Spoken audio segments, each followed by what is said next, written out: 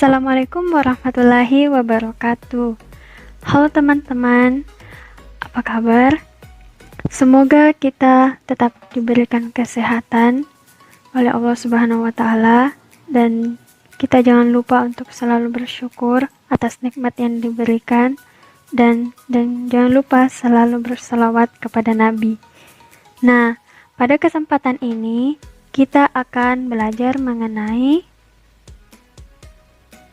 distribusi peluang kontinu dan distribusi empiris.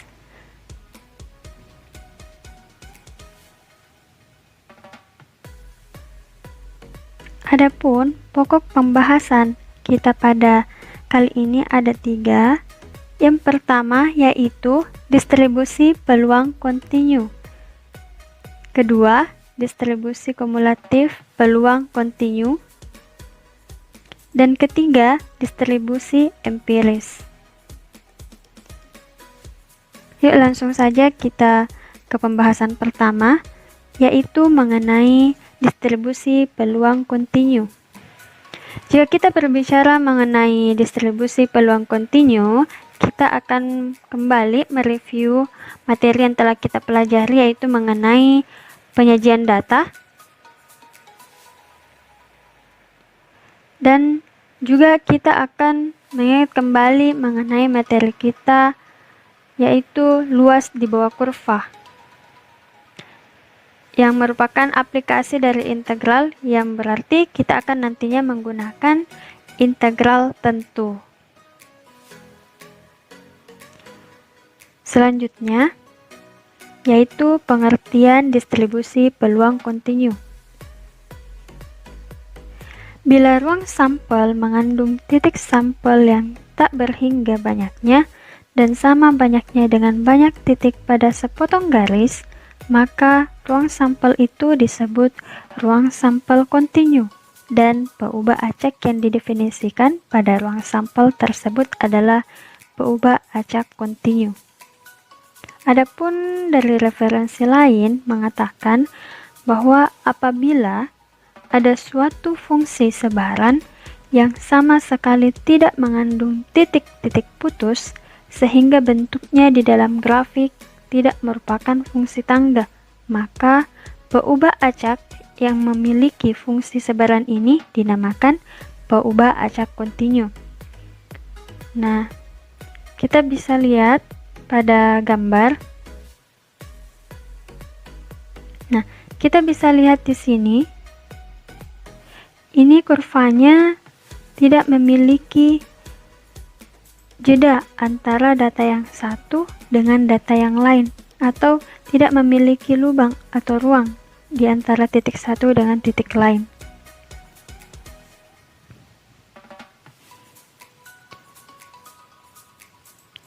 Nah, suatu peubah acak kontinu mempunyai peluang 0 pada setiap titik X.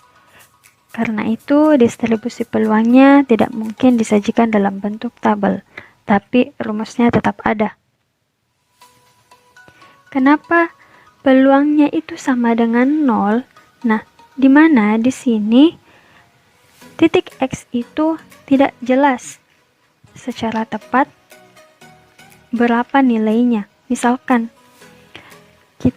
untuk lebih jelasnya kita ke contoh. Misalkan, sekelompok anak berusia 15 tahun, variabel X-nya di sini tinggi antara 161,5 cm hingga 162,5 cm. Misalkan kita ambil X-nya sama dengan 162, karena di antara 165 sampai dengan 162,5 terdapat nilai yang tak berhingga. Akibatnya, nilai X sama dengan 62 ini tidak mungkin tepat. Tidak ada yang bisa tepat 162. Itu dikarenakan karena mungkin terdapat faktor dari alat ukurnya atau siapa yang mengukur. Jadi keakurasi datanya itu berdasarkan dari alat yang digunakan. Jadi Karena tidak ada yang tepat, maka peluangnya dikatakan 0. Karena itu, distribusi peluangnya tidak mungkin disajikan dalam bentuk tabel, tapi rumusnya tetap ada. Rumus itu merupakan fungsi nilai-nilai peubah acak kontinu X, sehingga dapat digambarkan sebagai suatu kurva kontinu. Fungsi peluang yang digambarkan oleh kurva ini biasanya disebut fungsi kepekatan peluang atau singkat lagi fungsi kepekatan. Adapun beberapa gambaran kurva dari fungsi kepekatan. Nah, ini dia gambar beberapa fungsi kepekatan. Selanjutnya, fungsi peluang kontinu. Fungsi f(x) adalah fungsi padat peluang peubah acak kontinu x yang didefinisikan di atas himpunan semua bilangan real jika memenuhi ketiga syarat berikut. Yang pertama, f(x) besar dari 0 untuk semua x elemen bilangan real.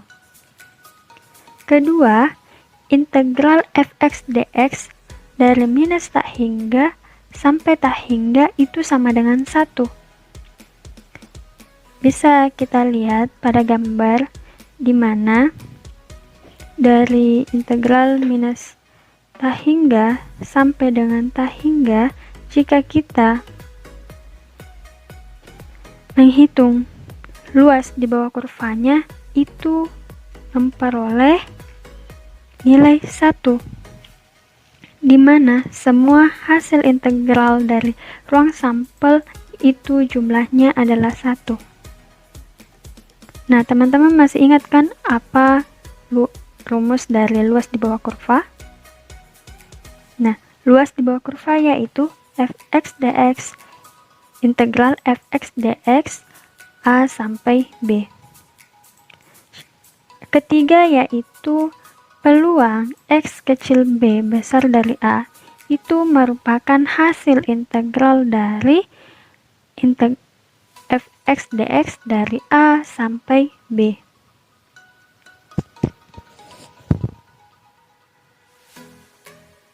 Nah, untuk lebih jelasnya kita langsung ke contoh soal.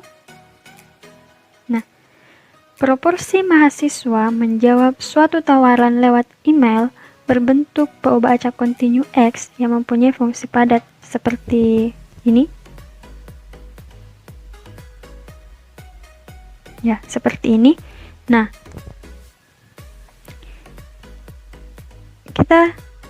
pertanyaan pertama yaitu tunjukkan bahwa integral f(x) dx dari minus tak hingga sampai tak hingga itu sama dengan 1 terpenuhi.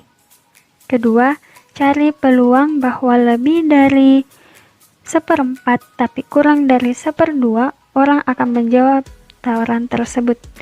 Nah, kita diminta untuk mencari peluang di mana di sini integral f(x) dx dari 1/4 sampai 1/2. Nah, kita buktikan apakah benar bahwa jika integral f(x) dx dari minus tak hingga sampai tak hingga sama dengan 1. Nah, seperti rumus luas di bawah kurva, kita substitusi ruang sampelnya. Ini adalah ruang sampel. Kita substitusi. Nah, kita peroleh integral 2x tambah 4 per 5 2x tambah 4 per 5 dx dari 0 sampai 1.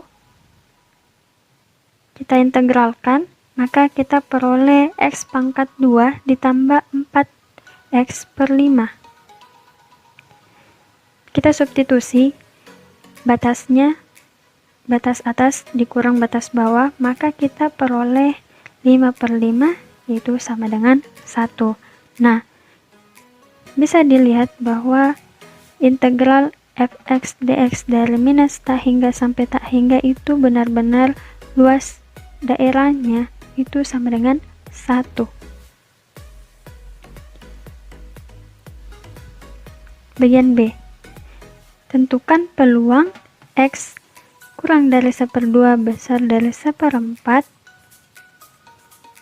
Nah, ini adalah rumusnya. Kita langsung saja substitusi batasnya ke rumus. Nah, diperoleh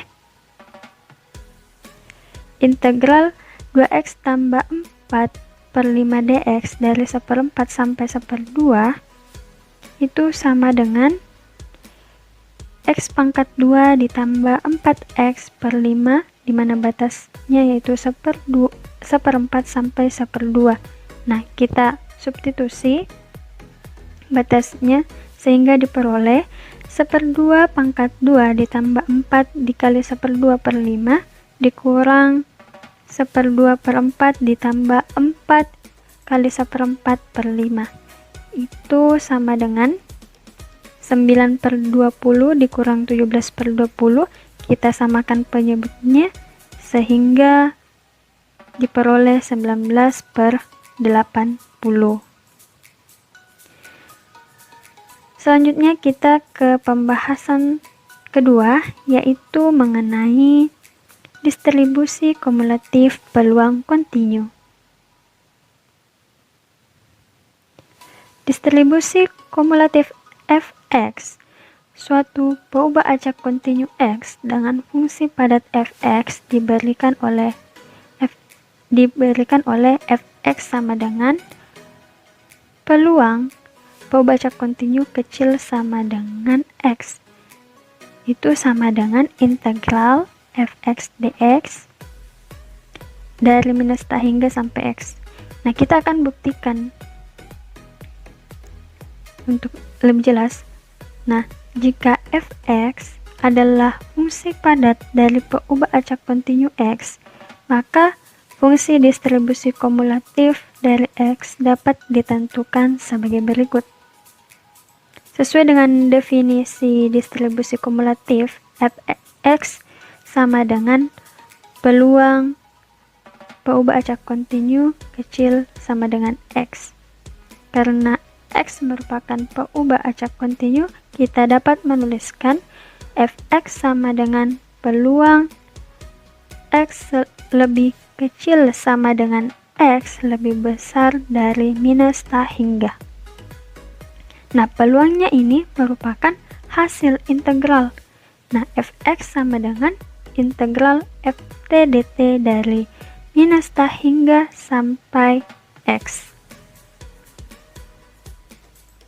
Nah, jika x kurang dari b lebih besar dari a, maka diperoleh distribusi kumulatifnya, yaitu jika x-nya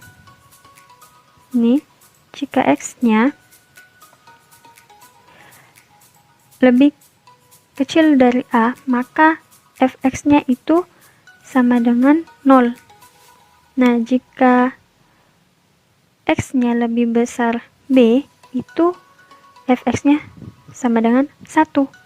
Nah, jika x lebih kecil sama dengan b dan lebih besar dari a, maka fx-nya yaitu integral ft dt dari minus tak hingga sampai x.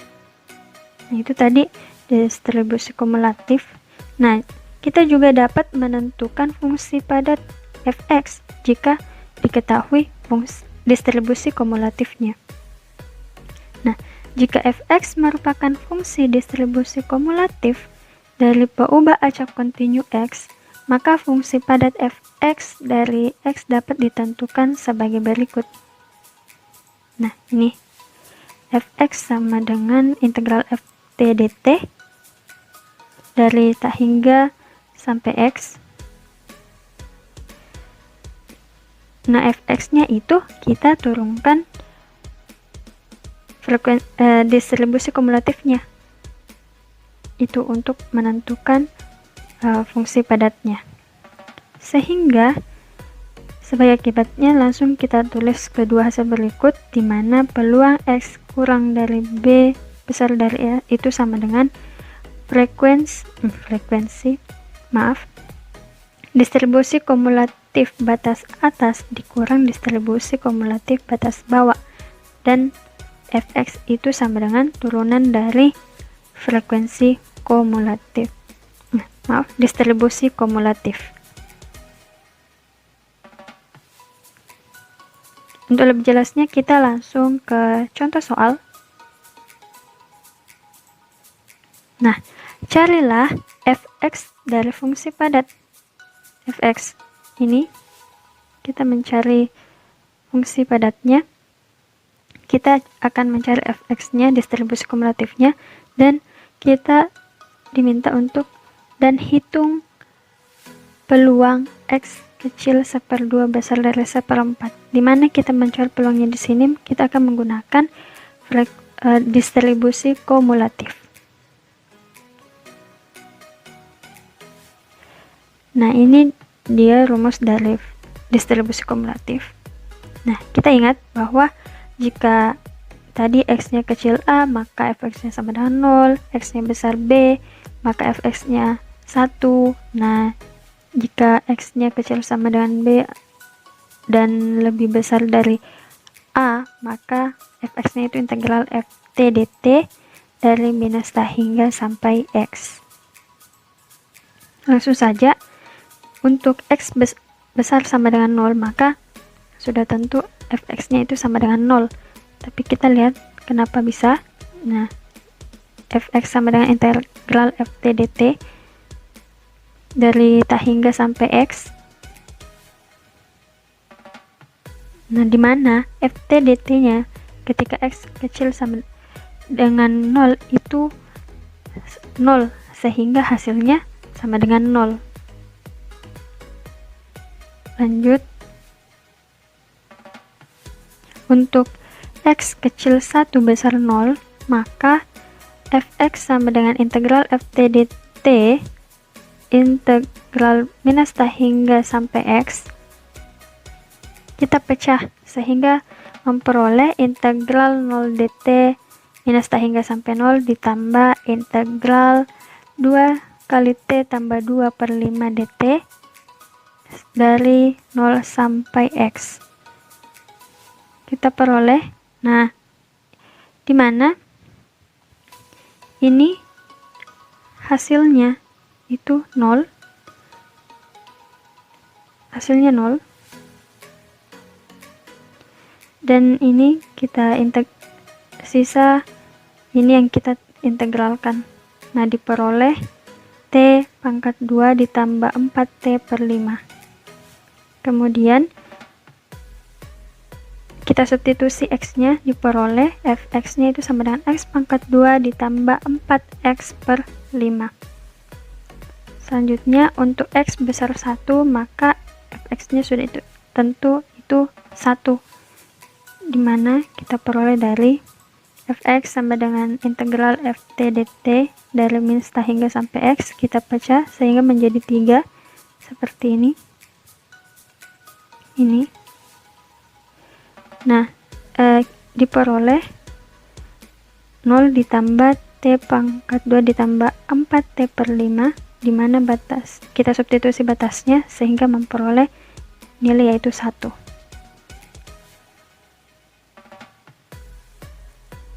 Nah, sehingga kita peroleh distribusi kumulatifnya, yaitu ketika X-nya kecil sama dengan 0, maka Fx-nya sama dengan 0. Ketika X-nya kecil 1 besar dari 0, maka Fx-nya X pangkat 2 tambah 4X/5. Ketika X-nya besar sama dengan 1, maka Fx-nya sama dengan 1. Nah, kita akan mencari peluang dari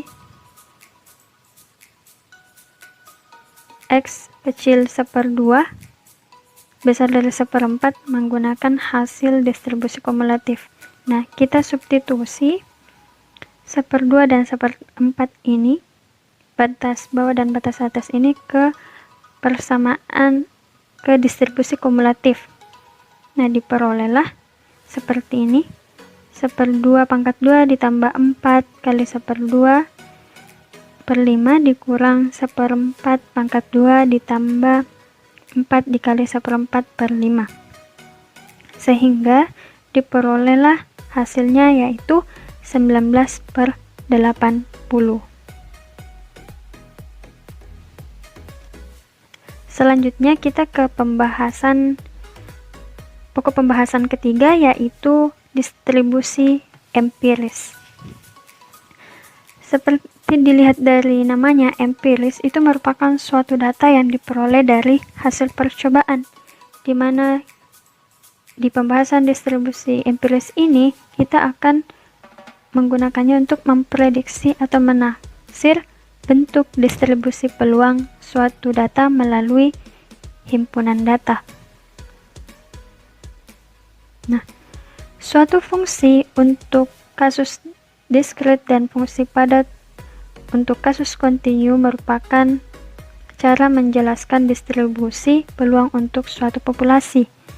Sering dalam suatu percobaan yang menyangkut peubah acak kontinu, fungsi padat fx tidak diketahui dan karena itu bentuknya dimisalkan. Agar pemilihan fx tidak terlalu menyimpang, pertimbangan sehat yang didasarkan atas semua informasi yang tersedia digunakan dalam pemilihannya. Data statistik yang dikumpulkan dalam jumlah amat banyak akan sangat membantu dalam menelaah bentuk distribusi bila disajikan dalam bentuk gabungan tabel dan grafik yang dinamakan diagram batang dan daun.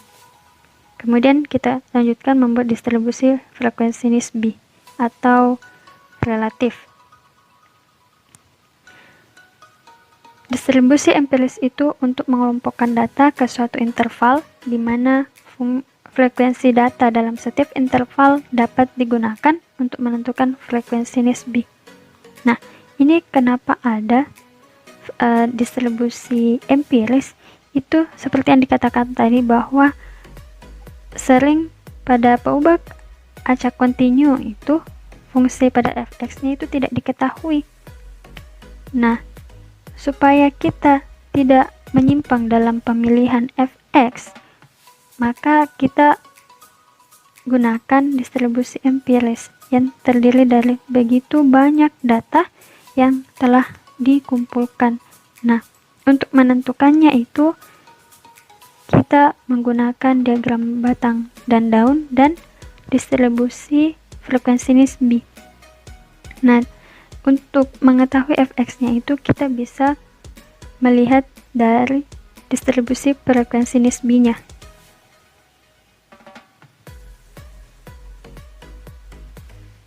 Untuk lebih jelasnya kita ke contoh data umur baterai mobil. Di sini terdapat 40 data umur baterai mobil. Nah, untuk lebih mempermudah kita menentukannya dengan menggunakan diagram batang dan daun. Kemudian kita membuat histogram frekuensi nisbi. Nah, apa sih itu diagram batang dan daun? Nah, diagram batang itu merupakan suatu diagram yang batangnya itu merupakan angka satuan dari data dan daunnya itu merupakan desimal dari suatu data. Misalkan 4,2, batangnya itu 4 dan daunnya itu 2. Nah, kita bisa lihat di sini ada beberapa batang, yaitu ada 1, ada 3, juga ada 2. Nah, kita bisa kumpulkan semua dalam suatu tabel diagram batang dan daun. Nah, diperolehlah seperti ini. Batangnya ada 1, 2, 3, dan 4, daunnya ada 6, 9. Di batangnya 2 ada daunnya itu 2, 5, 6, 9, dan seterusnya. Namun, karena jika kita hanya mengambil data ini, itu hanya terdapat 4 batang histogram saja, dan itu bisa tidak menggambarkan secara baik distribusi data. Maka untuk lebih rincinya kita lagi mendesimalkan, membaginya menjadi desimal 5 untuk lebih rincinya. Nah, diperolehlah seperti ini diagram daun desimal 5. Nah, di bawah 5 itu kita batangnya itu 1 di bawah desimal 5. Nah, di atas desimal 5 sama dan itu sama dengan 5, maka ditandai dengan ada bintang, ada tanda bintang. Nah, sehingga diperolehlah data seperti ini. Selanjutnya kita buat distribusi frekuensi nisbi. Nah, dari data tadi itu kita bisa membuat distribusi frekuensi nisbinya, di mana panjang kelasnya itu atau panjang intervalnya yaitu 0,5, sehingga diperolehlah interval seperti ini. Dan titik tengah, di mana titik tengahnya itu merupakan hasil dari jumlah batas kelas bawah ditambah batas atas, kemudian dibagi 2 sehingga diperolehlah titik tengahnya. Nah, kemudian frekuensi ini itu merupakan banyaknya muncul itu data tersebut dalam interval. Nah, di mana dalam interval 1,5 ini sampai 1,9 itu hanya terdapat 2 data, jadi ditulis 2. Nah, selanjutnya itu frekuensi nisbi. Frekuensi nisbi ini merupakan hasil dari pembagian frekuensi dengan banyaknya data, di mana pada interval 1,5 sampai 1,9 itu frekuensinya 2. Nah, banyak data keseluruhan itu tadi adalah 40, sehingga diperolehlah 0,050. Nah, begitupun seterusnya. Nah, karena kita sudah tentukan distribusi frekuensi nisbinya, selanjutnya kita gambar histogram frekuensi nisbi. Nah, ini adalah gambar dari distribusi frekuensi tadi. Bisa dilihat jika kita tarik sebuah garis, ini garis merah, itu kita bisa lihat terdapat bentuk kurva. Nah, ada beberapa macam distribusi kurva distribusi Fibonacci kontinu, di mana itu ada simetris, ada tidak simetris. Simetris itu dikatakan setangkup, dan kalau tidak simetris berarti tak setangkup, dan biasa dikatakan mencong. Nah,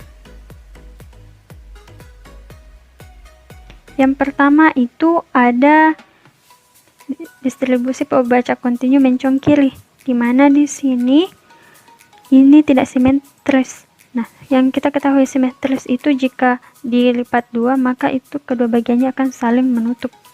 Nah, ini tidak.